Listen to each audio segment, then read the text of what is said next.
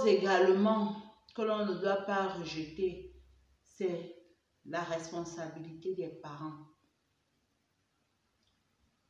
Un jeune est responsable, comme je l'ai dit, il est le premier acteur et le premier responsable de ce qui lui arrive. Mais quand un jeune vient, il est sous la responsabilité également des parents. Le parent est celui-là qui est garant de la bonne éducation de ses enfants.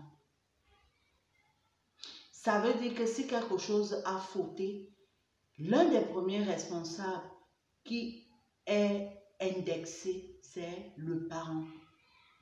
Le parent, déjà de par l'éducation qu'il donne à son enfant, est l'une des causes du fait que certains de ces jeunes-là partent à la dérive ou se retournent à rechercher l'argent facile. Quand je parle de l'éducation, nous tous nous savons qu'il n'y a pas malheureusement une école où on nous apprend à éduquer nos enfants. Il n'y a pas ce type d'école-là. Je pense que s'il y avait ce type d'école, nous tous, nous y serons allés. Mais comme je l'ai dit, il est très important de mettre réellement le doigt sur les réelles causes. Parce que tant qu'on n'a pas trouvé l'abcès, on ne peut pas amorcer la guérison. Dans l'éducation de nos enfants, dans l'éducation de ton enfant, lui as-tu appris à avoir confiance en lui, à développer sa personnalité? Est-ce que tu prends le temps de lui donner une éducation où il est responsable, où tu lui apprends la responsabilité? Est-ce que dès le bas âge, tu essaies de lui montrer qu'il a de la valeur? Est-ce que dans tes gestes, tu essaies de valoriser les choses bonnes qu'il fait? Parce que s'il n'a pas ça, il n'a pas confiance en lui, cela va l'amener, comme on l'a dit, à aller vers les autres. Il sera à la merci de la société. Il recherchera auprès de ses amis cette adhésion, cette reconnaissance, cet amour qu'il semble ne pas avoir auprès de toi. Déjà dès le bas âge, 4 ans, 5 ans, il ne faut pas casser la personnalité de nos enfants, mais il faut essayer de canaliser cette personnalité. Généralement, il y a des enfants, quand il est petit, très tôt, il dit non, je ne suis pas d'accord de ça, je ne suis pas d'accord de ça. Nous, les parents, le premier geste, c'est de casser cet enfant, de dire que non, toi, tu es très têtu, c'est pas possible. Mais, justement, ça montre que c'est quelqu'un qui n'est pas béni, oui. C'est quelqu'un qui est en train de créer cette personnalité. Et il a besoin justement de ne pas être béni, oui, dans la société où il s'en ira. Parce que là, il sera capable de dire à ses proches, je ne peux pas faire ça, je ne suis pas d'accord de ça, je ne pense pas que cela soit bien pour moi. Mais si on a cassé ça, comment va-t-il s'en sortir? Il s'agit de canaliser. Oui, pourquoi tu dis non? Ok, sache que pour telle situation, ce n'est pas possible de faire ça parce que voilà. Mais j'ai bien compris que tu dises non, mais il y a telle règle. Et l'enfant sait qu'il est capable de dire non, mais son nom est respecté, mais il y a des règles dans la société à respecter. Il ne peut pas se lever et faire les choses comme il veut, quand il veut, au moment où il veut. Mais il a appris et il a compris que son nom n'est pas tabou, que son nom n'est pas rejeté, que son nom même est pris en compte. Mais il y a des règles. Il y a des règles à respecter. Évitons de casser la personnalité de nos enfants. Évitons dès le bas âge de leur montrer qu'ils ne sont bons à rien. Quand tu passes une journée, ne passe pas seulement le temps à dire c'est mauvais, mais apprends aussi à ton enfant, dis aussi à ton enfant qu'il fait de bonnes choses, qu'il est capable de bonnes choses, qu'il peut réaliser de grandes choses et que parfois il n'a pas même besoin même de toi pour réaliser ces choses-là. C'est très important.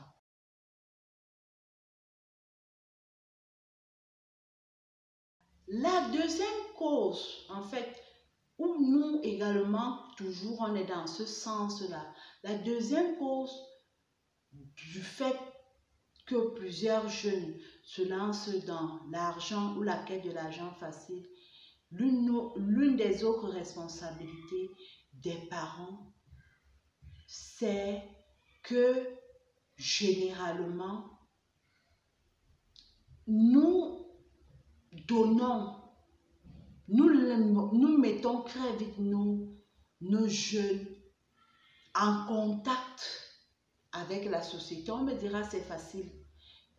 C'est pas facile. Actuellement, le téléphone, les enfants dérangent et tout. Oui. Moi-même, en tant que parent, je le fais. Je mets les enfants devant le téléphone. Je mets les enfants parfois devant l'ordinateur. Mais il est très important après de, comment dire, de checker ce que l'enfant a vu. De checker avec lui ce qu'il a vu. Peut-être quand tu es là et tout. De dialoguer avec nos enfants parce que parfois, la femme va te dire, ah maman, j'ai vu telle fille à Dubaï qui s'est filmée, elle a fait ceci, elle a fait cela, et puis waouh, sa vie est belle et tout. Ok? Quand tu as appris ça, papa ou maman, tu vas dire, ok, bon, tu as vu cette fille à Dubaï qui a gagné de l'argent, qui montre qu'avec sa vie bling bling, tout est rose. Mais est-ce que tu connais jusqu'où ces gens peuvent aller? Et justement, YouTube est là pour ça. Il y a plusieurs tutos. Tu peux donc prendre une vidéo et dire à l'enfant, ne regarde pas seulement le bon côté. Il est très important de voir aussi les réalités. Tu montres des vidéos choquantes, parfois où l'enfant va, ah, quelqu'un a tué son père, quelqu'un a égorgé sa mère, quelqu'un a fait ceci pour avoir de l'argent. La fille a couché avec ce... Donc, ces faits de société-là vont marquer l'enfant. Ça va permettre que cet enfant ait un recul pour dire, ah, les gens qu'on voit avoir l'argent là facilement sur les réseaux sociaux ou à la télé là, parfois on ne sait pas jusqu'où ils vont. Et l'enfant va donc garder ça. Donc, cette alarme rouge-là va l'accompagner dans sa vie. Et ça fera que même si tu n'es pas avec lui, il aura cette alarme rouge-là dans sa tête. Que c'est pas tout ce qui brille qui est or ici dehors. Ça, c'est vraiment très important de montrer ça. On est dans la mondialisation, on ne va pas demander de couper nos enfants des réalités, mais il est très important de checker ça parce que l'enfant est comme un entonnoir, lui il reçoit seulement. Il n'a pas le temps de trier, ça c'est bon, ça c'est pas bon. Donc, quand c'est là, c'est à nous, nous avons cette responsabilité-là de les accompagner, à checker et à justement se faire une idée réelle par rapport à ce qu'ils voient ou à ce qu'elles voient.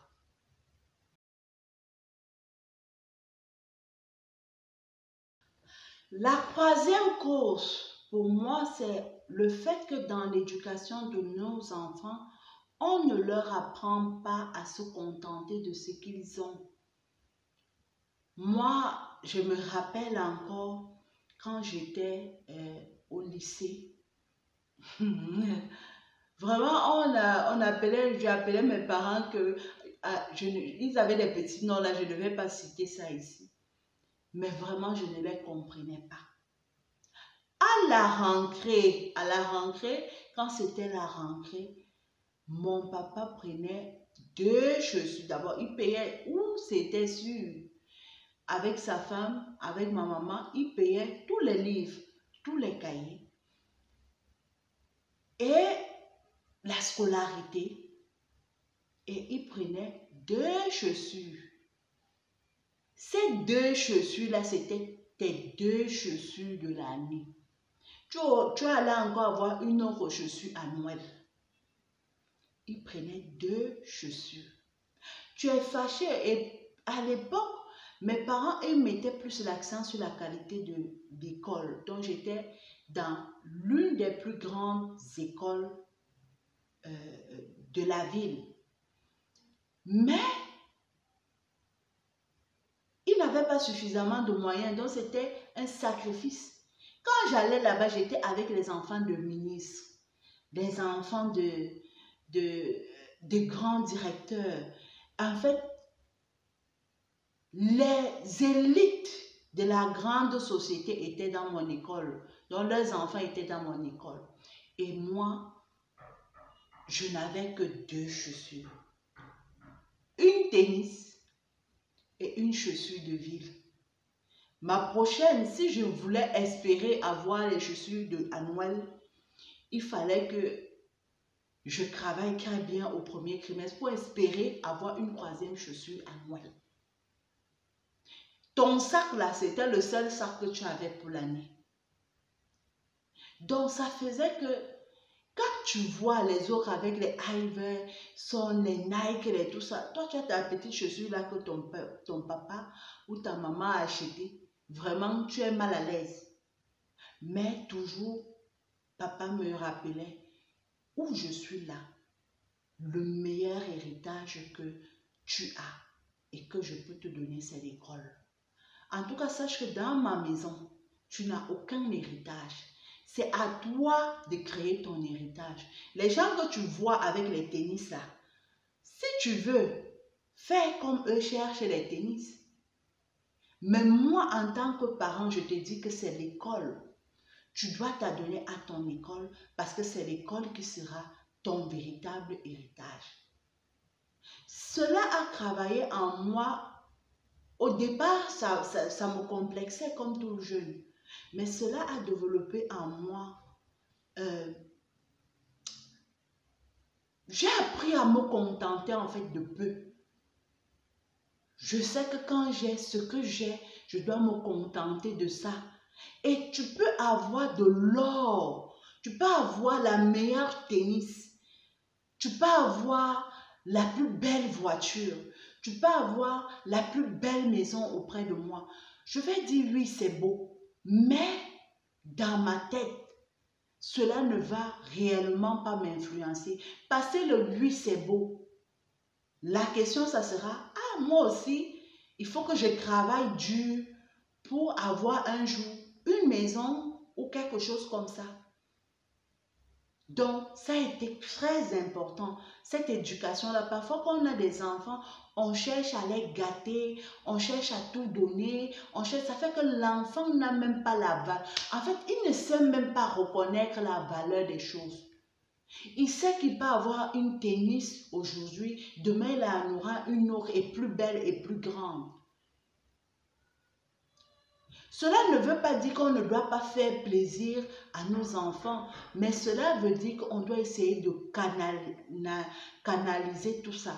Parce que si on ne canalise pas tout ça, on va finir par les gâter. Si on ne canalise pas tout ça, on va finir par trop leur en donner. Et si on leur donne même les choses qui sont futiles, ça ne va servir à rien. Ça ne va servir qu'à les détruire.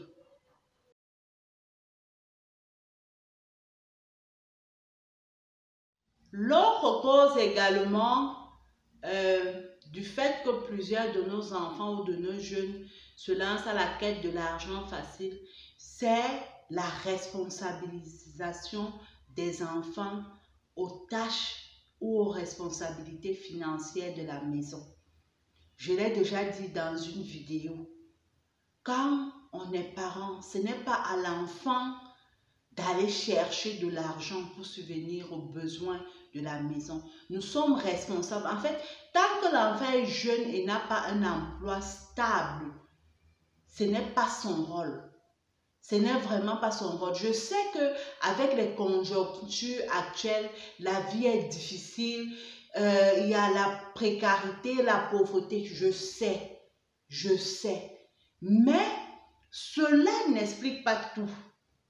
Cela n'explique pas tout parce que si on ne fait pas attention, on se retrouve avec un jeune de 15 ans, de 16 ans, de 13 ans, qui a des problèmes d'un adulte, qui pense, ah, il faut que je paye le loyer, qui pense que, ah, il faut que je paye la scolarité de mes frères, de mes soeurs, qui pense que, ah, on n'a rien à manger aujourd'hui, comment on va faire? Cela ne veut pas dire qu'on ne doit pas amener nos enfants à travailler les tâches ménagères, aller au champ ou faire des choses, ou je ne sais pas moi. Cela ne veut pas, je ne suis pas en train de dire ça. Mais cela, pour moi, veut dire que certains problèmes familiaux, certains problèmes ou certaines situations familiales, quand on est parent, on doit cacher. On doit cacher ça à son enfant pour justement éviter qu'il perde son innocence et se mette dans une situation où il se sent responsable de la famille. Et quand un jeune se sent responsable de la famille, ne pouvant pas travailler, qu'est-ce qui ne peut qu'arriver? C'est des petits boulots. Oui, ça c'est même la bonne situation. Mais la plupart du temps, il entre dans des groupes de délinquance. On se retrouve avec des jeunes qui volent, etc. Parce qu'il veut avoir de l'argent pour résoudre des problèmes à la maison. Ou alors on se retrouve avec des filles qui se prostituent. Parce qu'elles se disent tout simplement que oui, je vais chercher à avoir de l'argent. Et pour ça, parfois, elle est obligée de sortir avec des hommes plus âgés. Parce qu'elle veut cet argent pour subvenir aux besoins de la famille. Et dans le pire des cas, on se retrouve avec des jeunes qui font des rituels et des actes abominables, comme on le voit actuellement. Et nous tous, nous avons froid au dos et ça fait mal.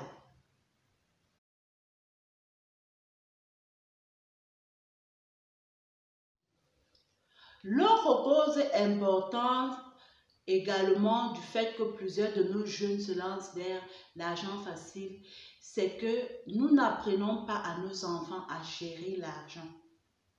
Nous n'apprenons pas à nos enfants à gérer l'argent. Nous n'apprenons pas à nos enfants comment gagner de l'argent. En fait, le fait de chaque fois faire que lorsqu'un enfant a un besoin, on prend de l'argent, on lui donne. Ça amène l'enfant à se dire, je peux avoir de l'argent facilement. Je peux avoir de l'argent facilement. Il me suffit de demander, soit à papa, soit à maman, soit à tonton, soit à papi, et j'aurai de l'argent. Or, l'argent, ça se gagne. Ça se gagne.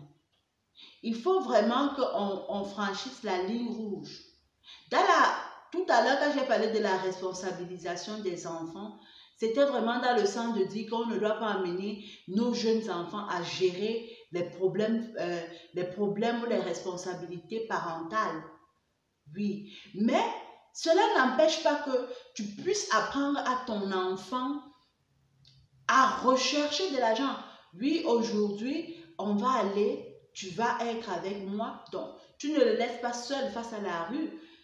Dans tes cahiers là, tu vas vendre, tu vas être avec moi. Tu ne vas peut-être pas aller partout, mais cet argent des oranges aussi, ça va te permettre d'acheter tes cahiers.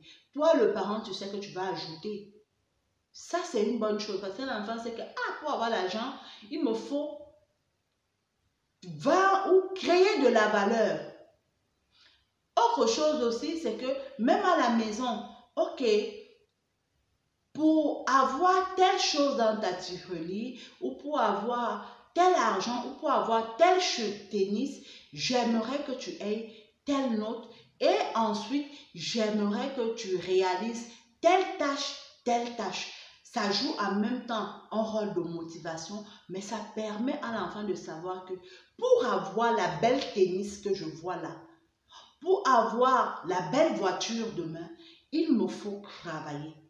Il me faut réaliser quelque chose de bien et d'exceptionnel qui va me permettre d'atteindre telle chose, qui va me permettre d'avoir ma tennis. qui va me permettre d'avoir ma voiture. Voilà. Parfois également, même quand l'enfant veut l'argent de poche, au lieu de prendre l'argent de poche directement et donner, non, aujourd'hui, tu vas faire ceci. Aujourd'hui, pour avoir ton argent de poche cette semaine, moi, je te propose de réaliser, je ne sais pas moi, tu vas laver la voiture, tu vas faire telle chose et à la fin, je vais te payer.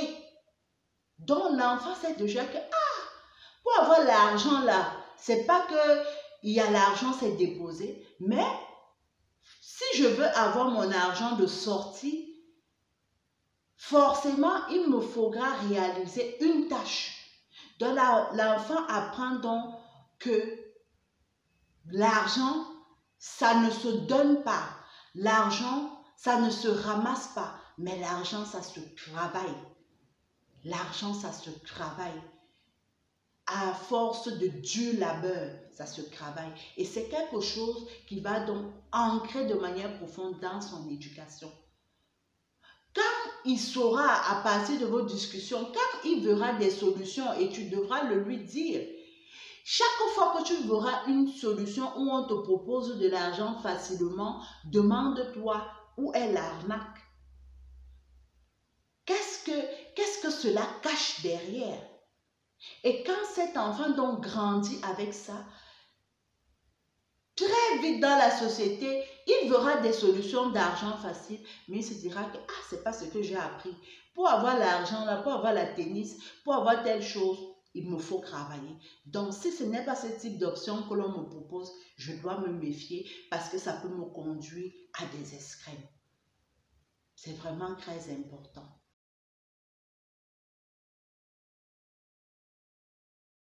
Pour finir cette vidéo, moi je dirais aux parents que éduquer, ce n'est pas facile. Comme j'ai dit, il n'y a pas une école où on apprend à éduquer son enfant. Sinon, nous tous, on allait courir là-bas. Parfois, on se retrouve là, il y a la situation, on est déjà enceinte, on se retrouve maman, papa, et il faut assumer certaines choses, il faut gérer certaines situations, surtout l'éducation d'un enfant. Ce n'est vraiment pas facile. La tâche n'est pas facile, mais justement, ensemble, on peut y arriver. Qu'on soit futurs parents, qu'on soit jeunes parents, qu'on soit même déjà parents d'enfants très âgés, on peut toujours changer les choses. Moi, je pense que mieux vaut tard que jamais. Et nous sommes justement là pour nous soutenir. Et comme le parent, comme je le dis, est le principal allié d'un jeune, je ne pourrais pas sensibiliser seulement les jeunes, sans sensibiliser leur principal allié, ceux-là qui les aiment et qui sont prêts à tout, les parents. C'est l'une des raisons pour lesquelles, après avoir parlé des causes de l'argent facile, pourquoi les jeunes se lançaient vers l'argent facile auprès des jeunes, il a été très important pour moi de parler aussi de la responsabilité des parents face à ces situations. Il ne s'agit pas de juger, mais il s'agit ici que tous ensemble nous ayons un déclic pour changer cette situation dramatique qui nous meurtrit, qui nous effraie, qui nous fait pleurer, qui nous fait souffrir de jour en jour. Comme je le dis, les situations sont gravissimes. Ça donne vraiment froid au dos. Ça fait vraiment peur. Jusqu'où nos enfants sont prêts à aller pour de l'argent. Ça vraiment, comme tu vois sur les réseaux sociaux, à la télé, partout, ça fait peur. Et nous sommes tous concernés, qu'on soit asiatique, américain, africain ou je ne sais pas quoi. Nous sommes tous concernés par cette situation. Moi, j'ai fait de longues études en sciences de l'éducation. Justement, je me disais, je vais chercher à mieux comprendre comment éduquer les enfants, comment enseigner, comment Et j'en suis arrivée à cette conclusion qui sûrement va t'étonner. Malgré toutes ces connaissances en sciences de l'éducation, ce que je suis arrivée à retenir, c'est que ce n'est pas toi qui feras la réussite de l'éducation de ton enfant. Ce n'est pas ces conseils en psychologie de l'enfant, en sociologie de l'enfant, ou je ne sais pas moi, qui te permettront de bien éduquer et de réussir l'éducation de ton enfant. Ces éléments ou ces connaissances seront là pour t'accompagner, c'est vrai, mais le véritable accompagnement, la véritable source de la réussite de tout cela, le véritable pourvoyeur, celui-là qui va te permettre de manière sûre de réussir, c'est Dieu, c'est Jésus. C'est Dieu, c'est Jésus. Donc, après avoir pris les différents conseils que nous avons en psychologie de l'éducation, en sociologie de l'éducation, en tout ça, et que nous allons garder, il est très important d'accompagner nos enfants tous les jours dans la prière. C'est cette prière qui fera en sorte que ces stratégies que l'on développe là puissent marcher. C'est cette prière qui fera en sorte que quand ils sortent, ils soient couverts. Que parfois ces choses gravissimes qui arrivent, c'est comme si ça s'écartait d'eux, ça ne leur arrive pas. Mais c'est cette prière également qui va nous donner la force. C'est cette prière qui va permettre que nos enfants puissent réellement nous écouter et garder les valeurs que nous leur donnons à la maison partout où ils vont. Moi, c'est vraiment ça le véritable conseil. Il n'y a pas de palme d'or de meilleurs parents. Être parent, ça s'apprend. Mais surtout, être parent, c'est... Pour réussir cela, il faut l'aide de Dieu. Donc, si tu sens que tu as loupé des choses, le plus important, ce n'est pas de tomber, mais le plus important, c'est de se relever. Relève-toi dès aujourd'hui et fais les choses différemment pour que cette situation dramatique dans notre société puisse changer. Nous sommes arrivés à la fin de cette vidéo. Si tu as aimé la vidéo, n'hésite pas à la partager, n'hésite pas à la liker et surtout, abonne-toi sur notre chaîne pour être au courant de toutes les vidéos, de toutes les publications, de toute l'actualité des Fatachou en temps réel. D'ici là, reste connecté et que Dieu te bénisse. Ciao, ciao, ciao.